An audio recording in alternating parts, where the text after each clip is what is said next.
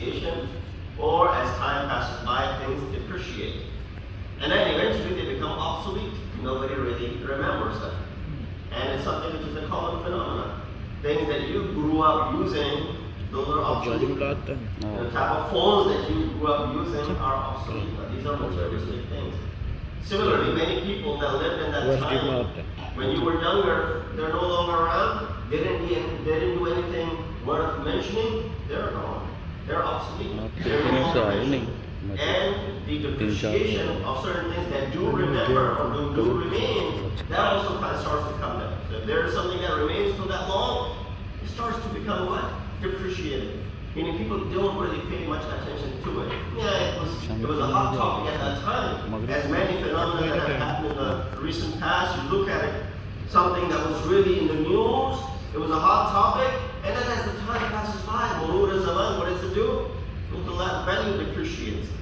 So this is the common phenomenon that we see. Then things are then forgotten. You see the mountains, which are supposed to be stationary, while they drift like passing clouds, as the Quran says, وَتَرَى الْجِبَالَ تَحْسَبُهَا جَامِدَةً وَهِيَ تَمَرُّ مَرَّ السَّحَابِ. Sun will cease to shine and the moon will fade away. إِذَا الشَّمْسُ كُوِّرَتْ وَإِذَا النُّجُومُ انكَدَرَتْ. These are things that have always existed. Sun has always been there. Moon has always been there. The mountains have been there for many, many years. Millions of years for that matter, the formation of these mountains. But there will come a time, Quran is referring to that these mountains will also, be floating like Marra Sahab, like the clouds are floating. The sun and the moon, they will cease to exist. The best example of this is in human beings' physical formation and the change from birth till our death. That insan can remain alive, not physically, but it has left behind some sort of a legacy.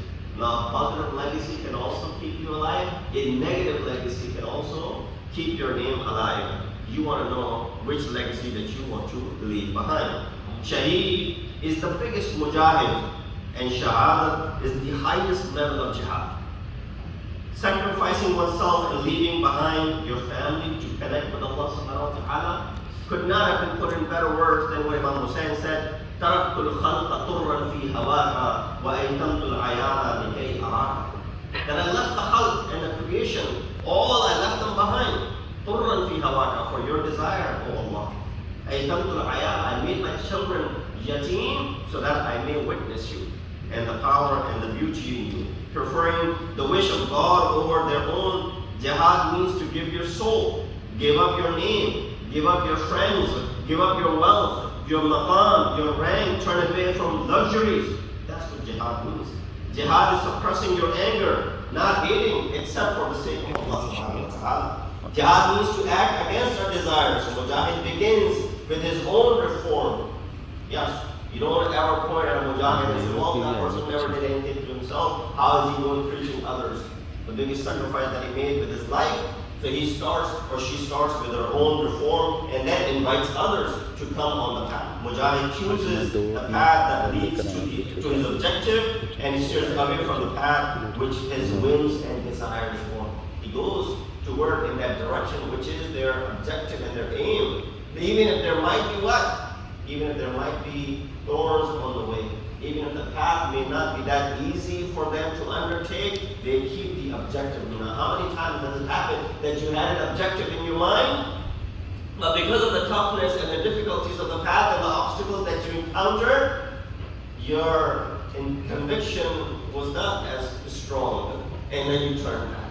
How many times does it happen to us? Whether physically speaking, going to a specific place that you headed out, and then because of certain impediments, physical obstacles, that you turn back. Or when it comes to your intentions and your irada to do something, and then because you saw, no, this is not going to be easy to achieve, let's just not even bother going through with it. That's not what the mujahid does. That's not what the shaheed does. When they have made their conviction and determination to go ahead and sacrifice themselves, leave everything behind, then there's no turning back. Mujahid is merciful. He has akhlaq, good akhlaq for that matter. He's sabur, not just sabir. And one thing to be sabir is another thing to be sabur. Meaning what? The difference between the two is sabir today is sabir, maybe tomorrow they're no longer sabir. Meaning is ability to have patience. I might be showing some patience today, but tomorrow I'll get so agitated that there's no patience in me. So, well, it's not the same person. Yesterday he was so calm and so patient. Well, because I have this attribute of sabr in me one day, and it may not be there tomorrow. Sabur is someone who's constantly patient. Meaning what? This ability exists regardless of what happened day in and day out. So the Mujahid is not only merciful, has good akhlaq, sabur, forgiving. The well-wisher, secret of shahada of Imam Hussein is the following thing. Number one, to awaken the heedless. Why is Imam Hussein stepping out of the comfort zone to put himself into harm's way? To awaken the heedless. Number two, illuminate the path of guidance for mankind. People were wandering around, not even being able to make the right choice. Give in to the Khalifa of the time. Give in to Yazid. Make covenant, make allegiance with Yazid. So what's wrong with that?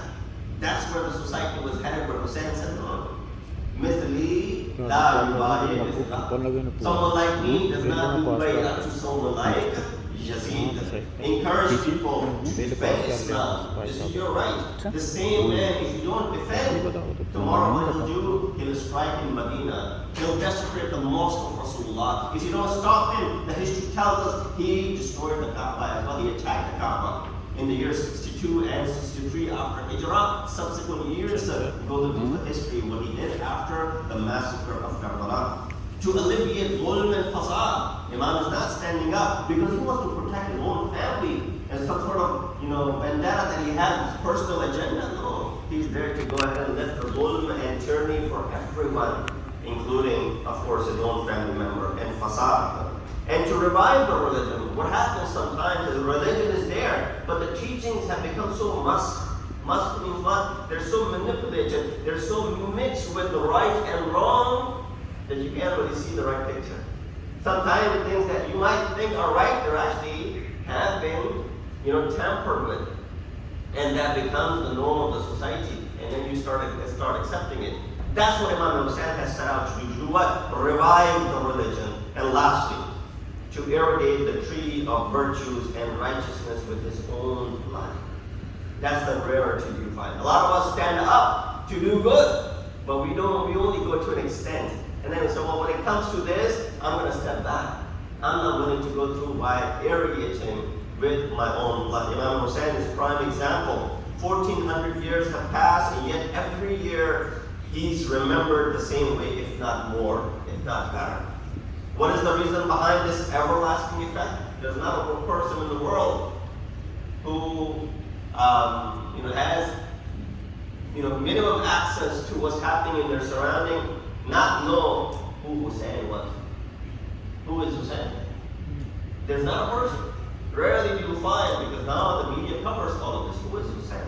It begs the question, why so many people are still remembering him 14th century. Remember, depreciation, the law of things being forgotten and becoming obsolete.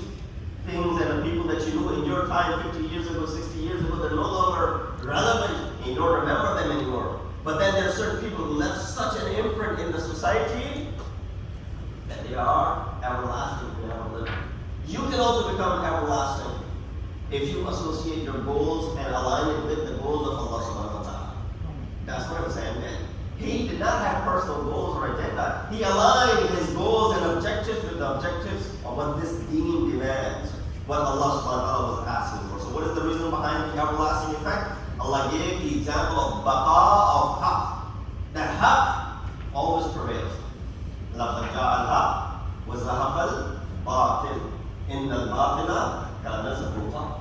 That indeed haq has come and batil has exited. And batil was always bound to exit. Batil was always bound to perish. Haq is something which always remains. So I'll give you this example from Surah Ra, ayat number 17. Beautiful analogy. Quran has a lot of tamthilat and analogies, examples. With these examples, Allah wants you to ponder, think about what is the example being given. Is it merely the physical aspect of the example, or there's something behind it? فَأَمَّا الزَّبَدُ فَيَذْهَبُ جُفَاءً وَأَمَّا مَا يَنْفَعُ النَّاسِ فَيَمْكُثْ فِي الْأَرْضِ كَذَلِكَ يَضْرِبُ اللَّهُ الْأَمْثَالَ. This is how Allah sets example. In this verse, two examples are mentioned for the introduction of falsehood.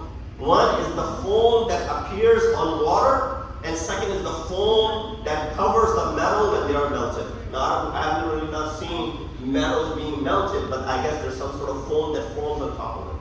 But you and I can understand when water is gushing out of somewhere, you see this foam on top of it, right? That foam is what? It disappears after a while. When the water settles down, the foam is gone. Allah gives both of these examples in this ayah, Surah Ra'd, ayah number 17. He said, and he introduces falsehood, giving this analogy. Falsehood is like that foam that you see when you're melting, some sort of metal, or when you see it appear on top of the water. Falsehood is like foam because it is perishable. It appears in the shadow of the truth. So the metal is truth, but that foam on top of it is in the shadow of it. Water is truth, but the foam on top of it is in the shadow of it. It covers the face of the truth. That's what it does. You don't see the water while the foam is on top of it. It's covering the face of it. Number 4, it has an appearance, but has no value. You see it, but if you grab it in your arms and your hands, it has no value whatsoever. What's the valuable thing? Which is underneath it.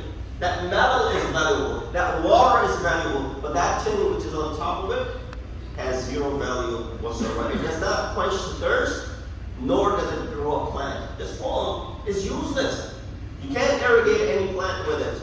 It will not quench your thirst either. And lastly, it disappears when the situation calms down. It's only there when the panic is being, shown. When metal is put through some sort of, pressure. When water is gushing out with pressure, only then you see it. So therefore, it disappears once the situation calms down. Once this waterfall leaves that fall area and moves along the river bank, then you see that there's only water left and all the foam has gone away. That's what the beauty of this example that Allah is saying. So the foam goes away. The water remains. Unlike the water stays. Life of Sayyid al-Shuhada is like that water. Look at the comparison. Life of Imam Hussein is like that water. Source of life. Rescue the tree of Islam from dying and drying up. That's why the leader of freedom has remained forever. Example is of the pure tree, like pure word of God, which gives fruit in every season, as the ayat of Quran in Surah Nur talks about. Sallallahu Muhammad.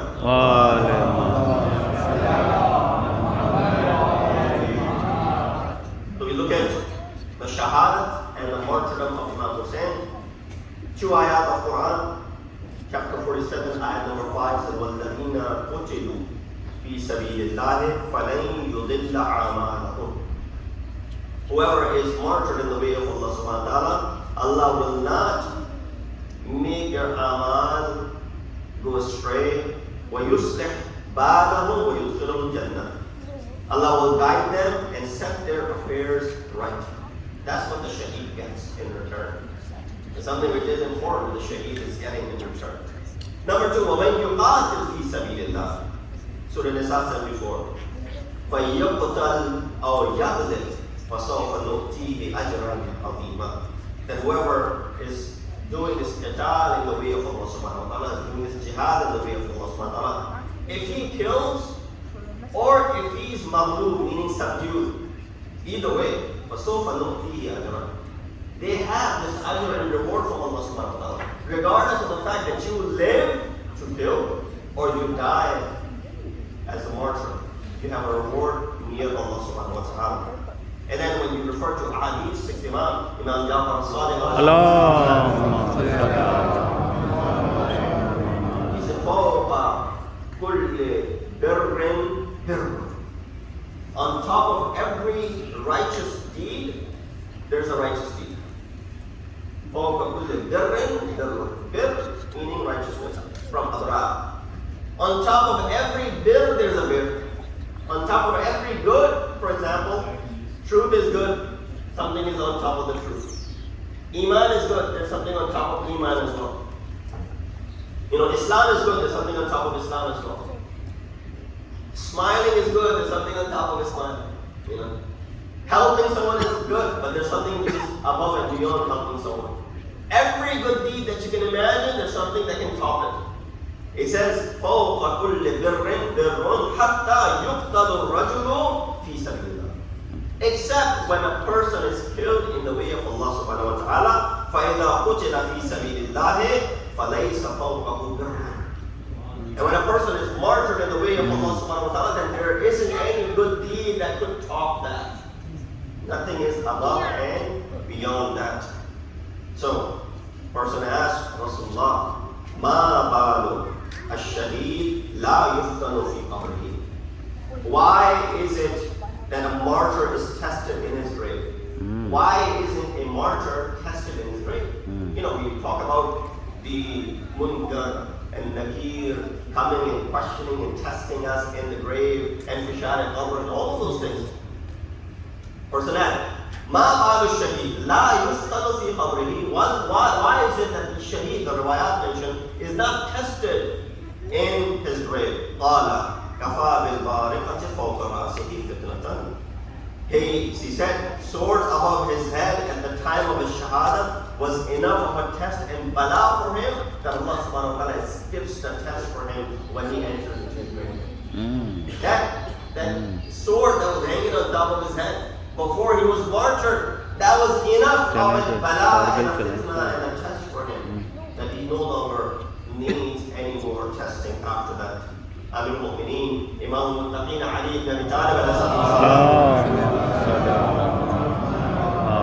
he asked Rasulullah, O Rasulullah, why is it that I did not attain martyrdom after the battle of Uhud? Rasulullah responded by saying, O Ali, your shahadat is already written. You will be martyred in the best of the actions, best of the places, in the best of the months, and in the best of the conditions. Subhanallah. How did Imam Shahada take place? He was praying in Masjid al-Nafa. He was praying, he was in Salat, he was in Halat al-Sajda, which is the best of the actions in Salat. He was in the month of Ramadan, which is the best of the months. He was in the best of the places, which is the mosque and the house of Allah subhanahu wa ta'ala. He said that will be your halat when you will attain this martyrdom. So Amir al-Mu'mineen, after the shahadat of Muhammad ibn Abi Bakr, when he passed away, he wrote a letter to Abdullah ibn Abbas. And again, keeping on the same concept of martyrdom, he said, فَلَوْلَا طَمَعِي إِنَّ لِقَاءِ أَدُوِّي فِي الشَّهَادَةِ. I'll skip the Arabic. Imam is explaining his philosophy about this martyrdom and shahada. He said, I swear by Allah, and you can find this in the letter number 35 of Ahl-e-Bait. After the shahada of Muhammad ibn Abi Bakr, Imam wrote this letter to Abdullah ibn Abbas. He said, I swear by Allah that had I no desire of dying as a martyr, if I didn't have the desire of attaining the martyrdom, and had I not been ready for the death awaiting me day and night, meaning what Ali ibn Abi Talib is ready for his death. He wishes death comes upon him. I would not have liked to be amongst these people, and Imam is referring to those who took the life of Muhammad ibn Abi Bakr. He said, I would not have liked to live amongst them even for one day. I would not have come out with them to fight against the enemies of Allah and Islam if it wasn't for the martyrdom that I see all the time. If it wasn't for this, destiny that death is always after me and martyrdom is the best thing that could ever happen to me, I would not even have looked at these people. They're not even worthy of me conversating with them. They're not even worthy of me being in their company. It's only the fact that martyrdom is mentioned that you see me alongside with these people. And therefore we ask, and we look at how Sayyid al-Shuhada, Imam Hussein ibn Ali also presented and gave the best example of a martyr.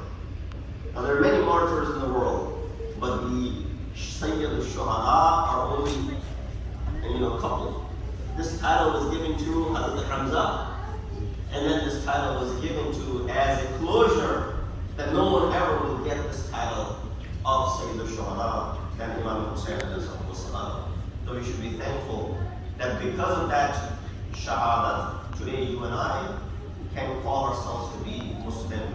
Today you and I can call ourselves to be Husseini. today you and I can practice this madhab in this freedom. It would not have been the case had Imam Hussain not given that sacrifice.